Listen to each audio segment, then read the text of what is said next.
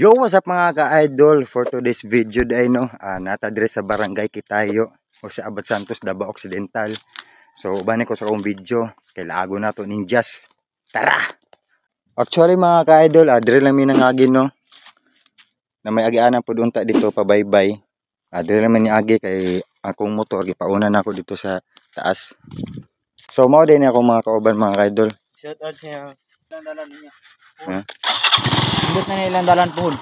Timing po di ato ang pagkaato adre mga ka-idol kay ang dalan ilahang giayo. Murag simintohon man siguro nila ni.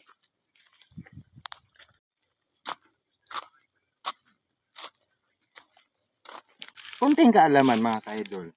Alam niyo ba kung bakit bantong ang tawag dito? Kasi ang may-ari nito si Ban tapos si Tong. So yun mga ka-idol. Kung sa imong maingon? Sa ilang dalan? Dire sa Kitayo. Kaingon ako sa Kitayo, unta samintuan ng karsada dre karon ligud malisod. Hindi ito multo, kundi yawa. Kini pag-ato na ako dire mga ka-idol, naman ko'y kauban. Ang pangalan ani si Dagol, pero maora ning Dagol nga dako. So first time po daw niya mag-ani dire. Kung gipauban na po nako. Yawa!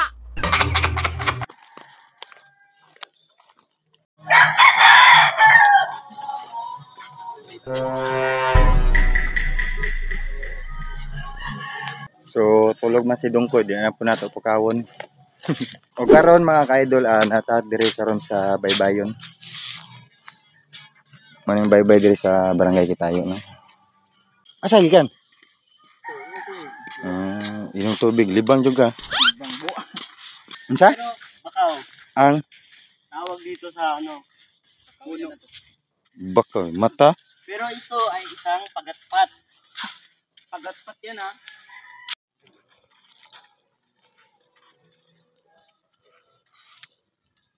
Karon di ay nata dire sa pagatpat. Kung makita ninyo daghan sa pagatpat no kay syempre malamang pagatpatan man no.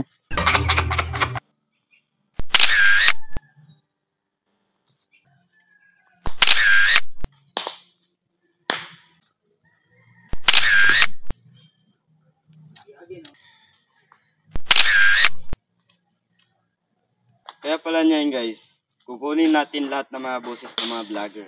Una, tatawagin natin ang boses ni Big Buster. Nagtaka-taka ng Si Big Master, Beat Master. Big Master. Mali pala guys. Kaya, magagawa tayo ng simintong gawa sa kahoy. Mali. Magagawa tayo ng simintong gawa sa bunot. Ay. Hindi ko alam. Kunting kaalaman, alam niyo ba kung bakit pagatpat ang tawag dito? Kasi sa unang panahon, ito ay pagat tapos dinugtungan lang ng pat. So, pagatpat. Ang barangay Kitayo day mga ka-idol kay permerong barangay dire sa Jose Abad Santos, Davao Occidental. Og syempre dili nato mabili ng ato ang kamera no. Kay kung naay mga view, kuha lang po nato litrato. Gol. Alay gol. Tama na boss. Dalawi daw kung parat o tabang. hindi ito multo, kundi yawa. Parat-parat gamay. Oh, Parat, gamay raman day binaw dako diyan. Na? Parat yun. Parat yun. Dali ba? Dali ka namin. Eh, nakita mi ni sa dito sa mga uyab ba? Wawa ba? Ano siya nga pamacho daw kay pagwapo kay sa daw ba? Dili kay kung sa Tinoy lang jud sa kanang sa mga sa Milo. Yeah, 12 na dali. Ay 12. 12 man day mong tana pa ko. Wala, tuyok na. Dagol, marin dagol na dako. Dagol tumira. Butalo. Ikaw no kay unsa man kay ka kanang energetic man kay ka no mura kag wa gibitok no Milo lang mo kay para unsa ba? Sa mga kapihan na. Yawa gago. Pero mga ka-idol, mga pisa niya ni kay mura Bugnaw daw ihang usa daw. Bugnaw daw yang naong. Kainit. Balik. Yeah, naman. So mato dali na no kay maligo sa daw siya kay para first daw. Ambot kung kisa yung liguan daw. Macho! Kupito raw ako! Grabe. Unsay ngono mo? Kung kauban to na may sabak. Ano mabot? Dira sa Igbaw. Grabe, di pa ako pinasakay. Nakakapagod maglakad. Ug mao to mga kaidol no ang atong pag-ato diri sa barangay Kitayo. So medyo unsa man siya.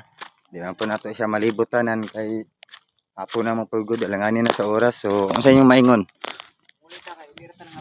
Ha? Igoratan natin na ikaw. Ikaw boss unsa imong maingon boss? Okay, okay raman? Okay ra? Okay ra. Mag-chicks na. Mag-chicks na. Mag-chicks? Wala.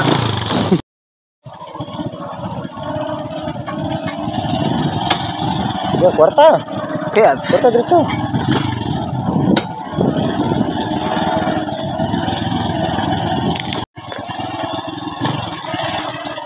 Yawa!